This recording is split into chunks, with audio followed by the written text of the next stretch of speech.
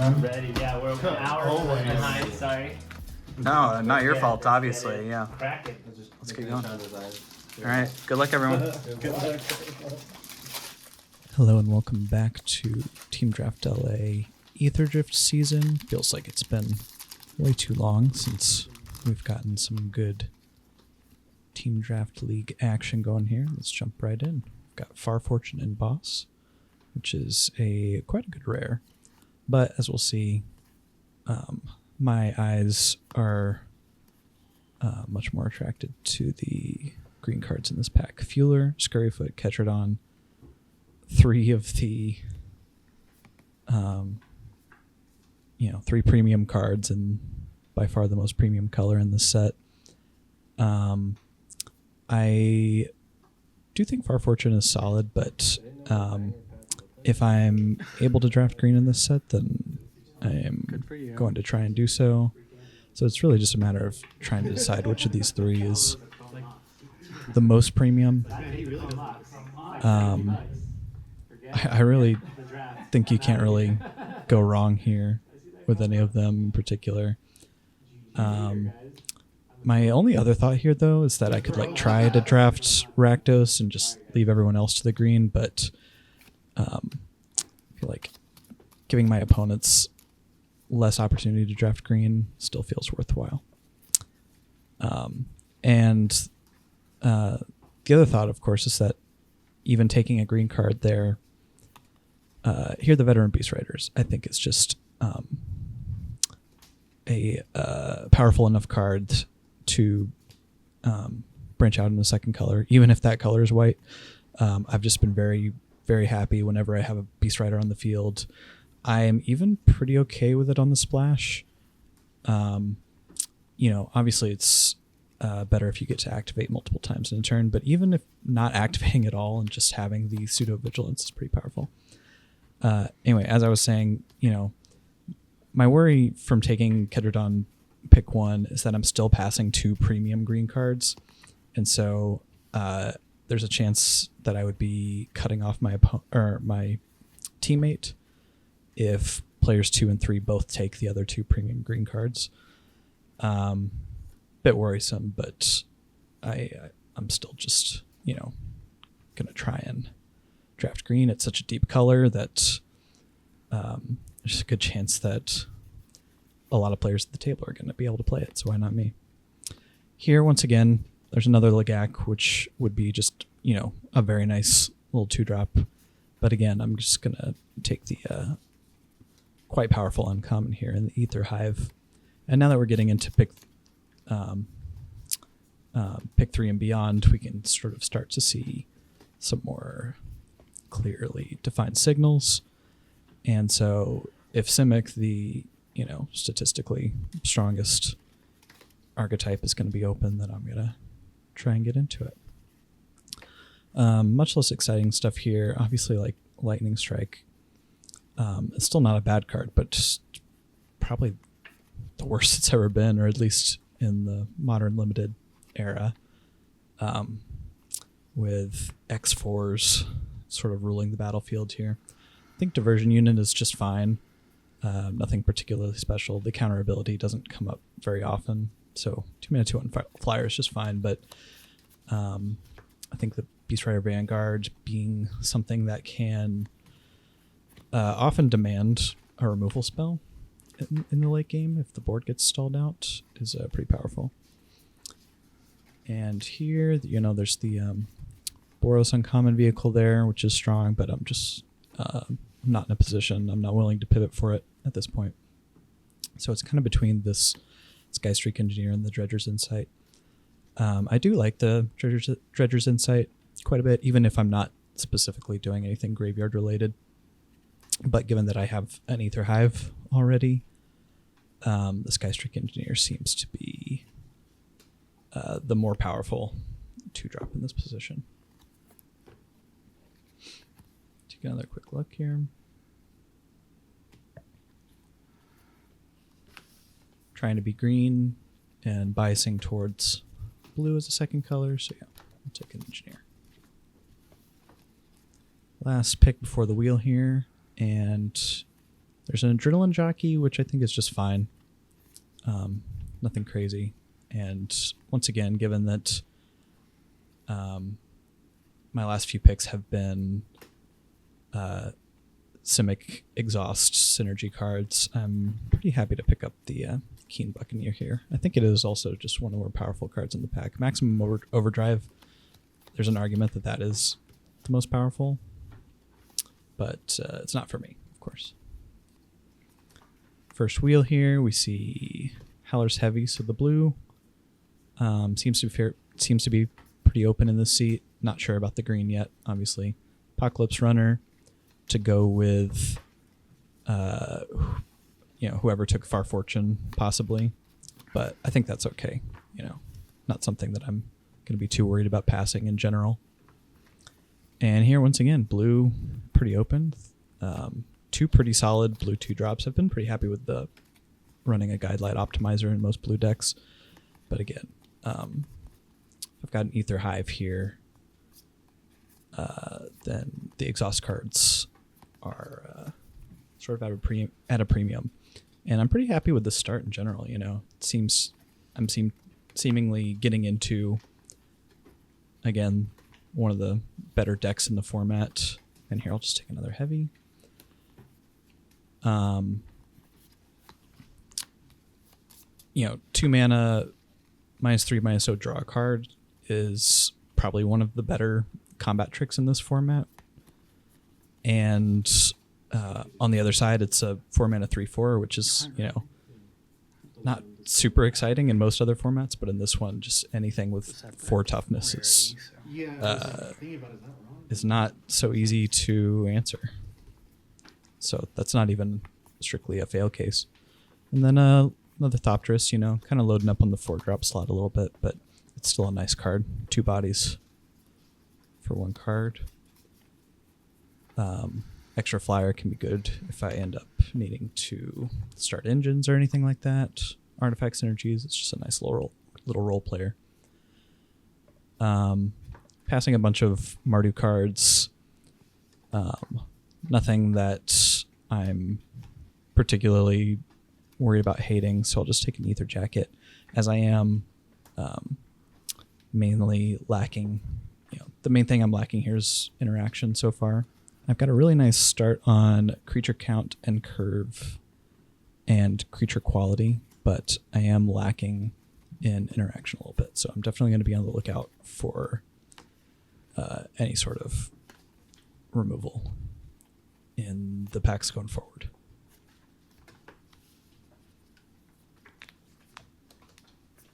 Winding down on pack 1 here, just take sort of nothing with the Brightfield Glider.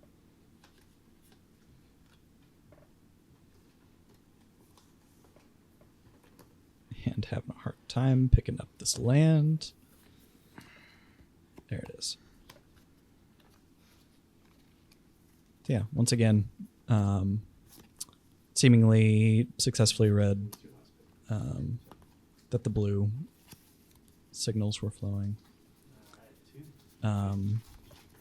No bombs or anything, unfortunately, but nice curve and creature quality, as I say.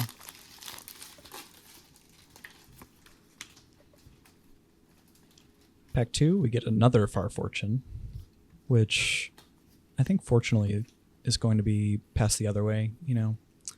Earth Rumbler and Back on Track are both excellent as well, but given that I'm pretty much guaranteed to be blue and not quite guaranteed to be green, the Harrier seems to be the pick here. I think it's pretty comparable in power level to the Earth Rumbler, and the Back on Track is, in the mix there as well, but in a new color and slightly more of a synergy piece, though it is good with a self-cycling Ketradon, things like that.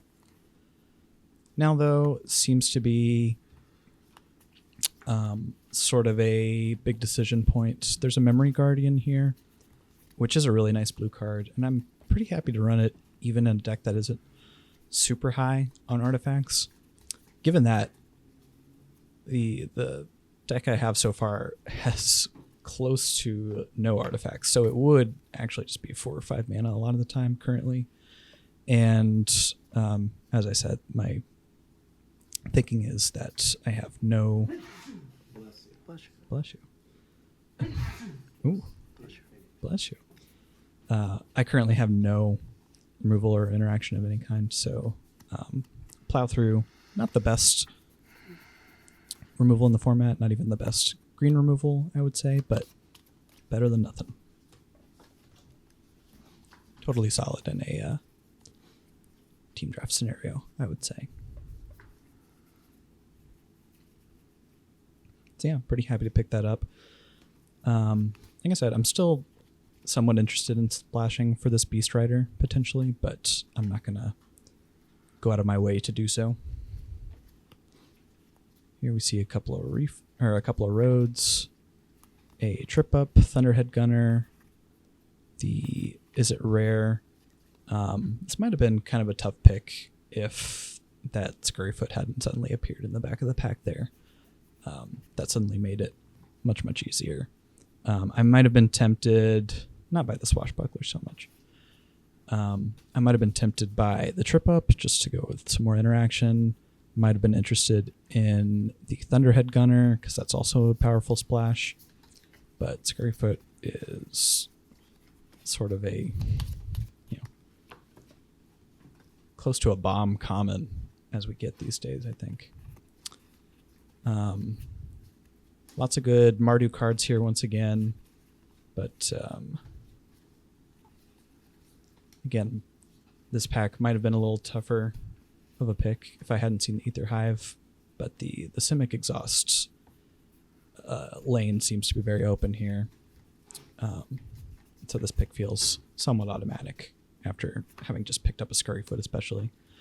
I do really like splashing Gallant Strike in this format just because it has, colorless cycling, so it's never completely dead in your hand.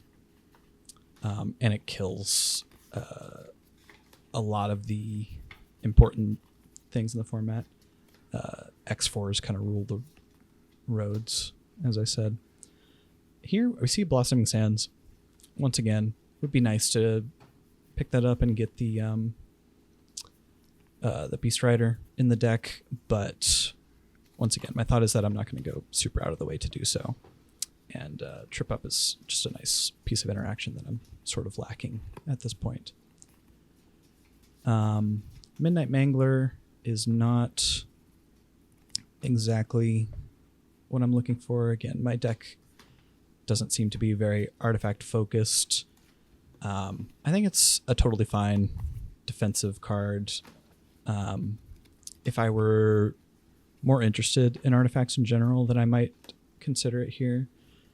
There's also the Jungle Hollow, like just in case I open some Black Bomb rare or something like that. But having passed 2 Far Fortunes in each pack, the Spike Spitter seems to be the thing that could get out of hand and take over games the most, so I'm just going to go ahead and hate pick that there. And on the first wheel here, we see one of the Blossoming Sands, and I'm just pretty happy to scoop that up at this point.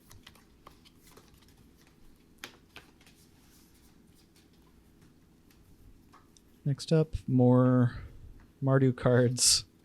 Basically nothing here for me. Nothing super hate pickable. Do you need something? Yeah. It's okay. After the draft? Yeah. Okay. Yeah. So I'm just going to go ahead and take a Wreck Remover, mostly for the sideboard here.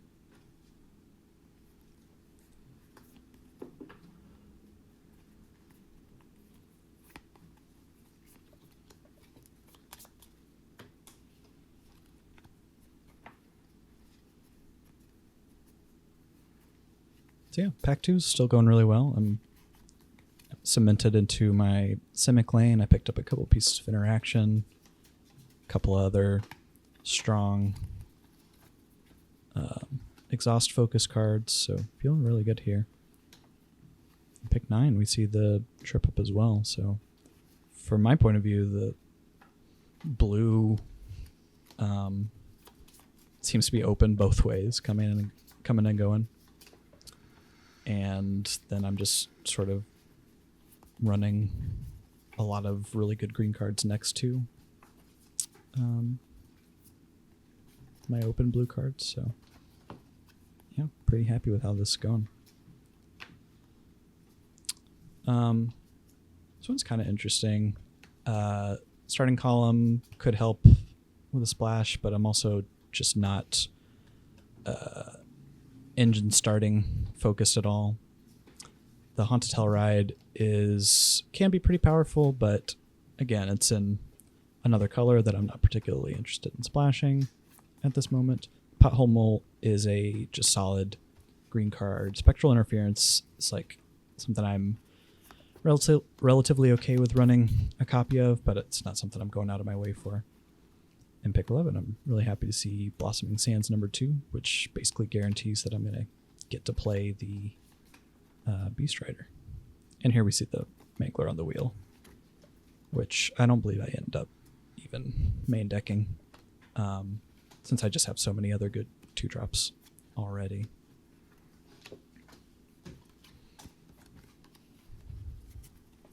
So yeah, I feel like things are just going really well here. I've picked up some nice interaction, which is exactly what I was looking for. I even picked up 2 lands to help me splash my Beast Rider. A first Scurryfoot and another Ether Hive.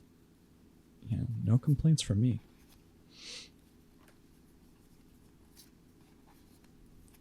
Could maybe use a little more top end. 1 or 2 more of the big green creatures like Ketrodon, Hazard of the Dunes, that kind of thing. But still got a whole nother pack left.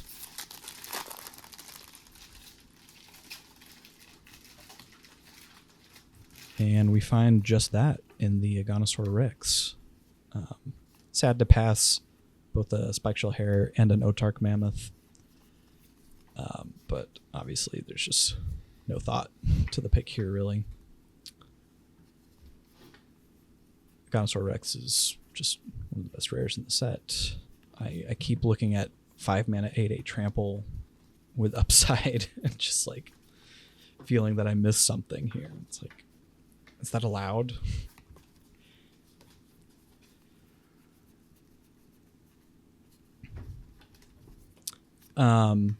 Yeah, and I'm also thinking here that once again my opponent to my left likely took one of the other good green cards in pack 1, pick 2, and then green was, relatively cut off in pack 2, I would say. So I feel there's a good chance that I think David was to my left. I think there's a good chance that he is in green, so passing the Mammoth doesn't feel great, but just nothing I could do about it. Here's a Hull Drifter, Defend the Rider. Both are just fine for me, I think. Couple of strong red cards in the Crash and Burn and the Bastronaut, but I think a little more, a little more card draw. Another flying threat. It seems more important that I pick that up than try to hate pick something. See the Monument to Endurance. I haven't seen too much in the way of a really good cycling deck. There was is it rare in pack 1, I believe, as well. So if they're doing something with that, good on them. But also blue seem to be wide open in both directions, so that makes it less likely. The Howler's Heavies and Trip Ups were just flowing around the table. So I'm perfectly happy just taking a Broken Wings here. It's been, first copy of Broken Wings has been very main deckable.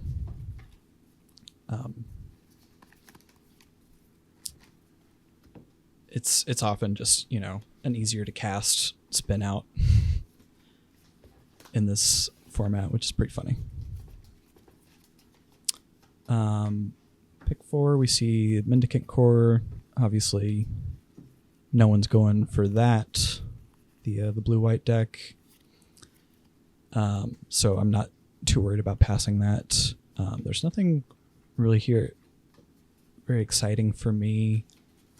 I don't have enough vehicles for the Guidelight Matrix. I'm not starting my engines for the Glitch Ghost. What else? Silken Strength and Gear Seeker or whatever. I go ahead and take a River Blades here. I think it can,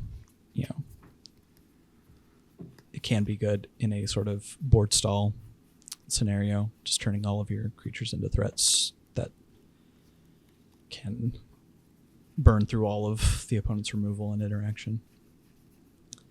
And here I'm really happy to see a pick 5 Transit Mage. And did a quick check there to see what my targets were, and I have a Hull Drifter and a Spike Shell Harrier. So that is pretty much perfect for me. We see the Whir of Invention. Pick 6 here. Obviously no one is going for that either. And yeah, I've turned out to be, not very artifact focused. So there's that, the Gear Seeker. Neither of them are going to play very well in my deck. That said, I do think I take, Gear Seeker here. Because like I said, I am potentially interested in one more big, chunky, game-winning creature, so maybe that one could do in a pinch.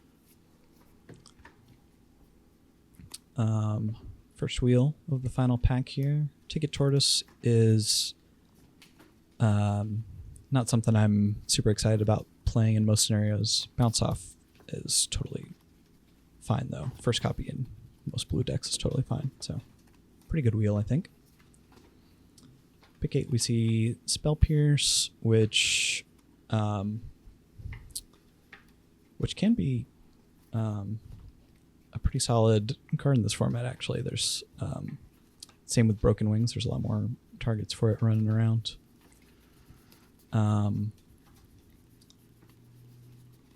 said, just picking up Transit Mage and a Gear Seeker Serpent means I could possibly be more interested in something more artifacty in the final build. Here, I'll just take an Interference over basically nothing.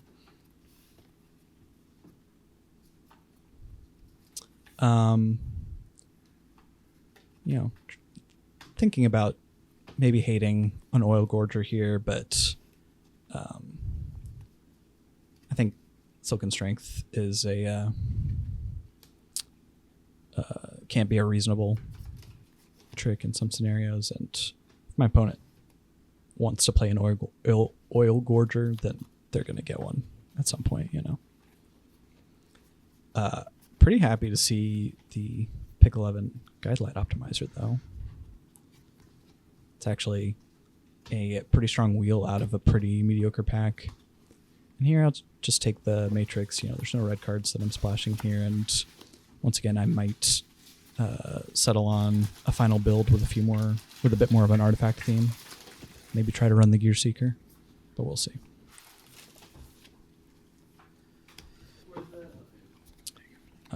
Really, really happy to have picked up an Agonisaur, of course, and a little sad to have passed an Otark Mammoth in the same pack. But this is the final build, or close to the final build, I think. Pretty happy with it. This is Mike's Mardu engine deck with a Speed Demon. Pretty cool. And this is Rob's also Simic deck. Most of the... Thank you so much for watching. Let me know what you guys think. Or a good chunk of it anyway. Yeah.